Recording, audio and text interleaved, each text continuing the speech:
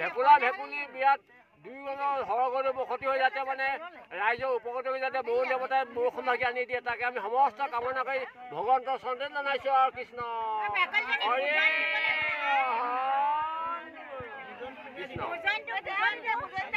উজনিটো মানে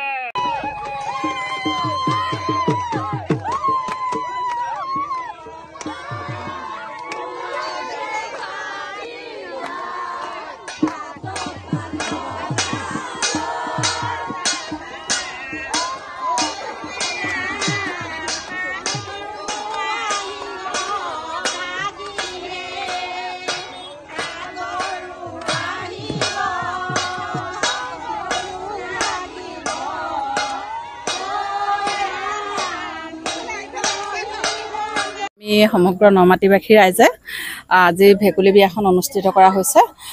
ইয়াৰ কাৰণটো হ'ল আমাৰ ঐতিহাসিক জয়খামদাং ঘাট পথাৰ যিখন বুৰঞ্জী প্ৰসিদ্ধ। আজি পৰ্যন্ত কৃষকে আজি খেতি কৰিব পৰা নাই।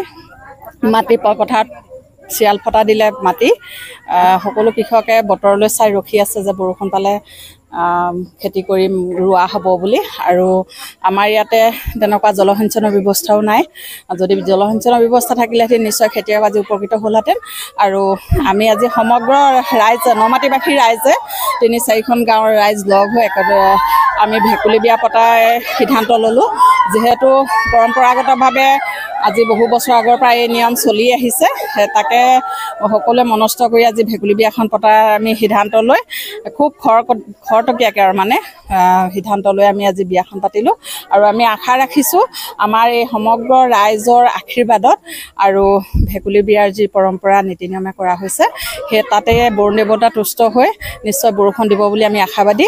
আৰু বৰষুণ দিয়ক আৰু আপোনালোকেও সকলোৱে আশীৰ্বাদ কৰক আৰু নমাটিবাসীৰ সকলোৰে উপকৃত হওক, সকলো কৃষকৰ মুখলৈ যাতে হাঁহি আহে তাৰে কামনা কৰিছোঁ। আমি পালন কৰা হৈছে আজি আমি প্ৰথম অৱস্থাত আমি দৰা ঘৰ চাবলৈ যোৱা হ'ল আমি সকলো আইসকল।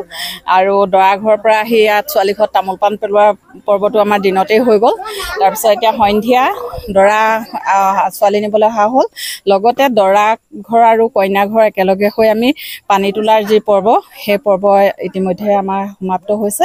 এতিয়া দৰা কইনা নোৱাই আৰু মাংগলিক অনুষ্ঠানত আমি সকলোৱে আশীৰ্বাদ দি তেওঁলোকৰ যুগ্ম জীৱন আমি আৰম্ভ কৰিম। দৰা হ'ল আমাৰ ভকত গাঁৱৰ আৰু ছোৱালী হ'ল কাইৰা গাঁৱৰ। আৰু ইয়াতে নাওহলীয়া গাঁও, বচা গাঁও সকলো ৰাইজ 4খন গাঁৱৰ লগ হৈ একেলগে অনুষ্ঠানভাগ পতা হৈছে।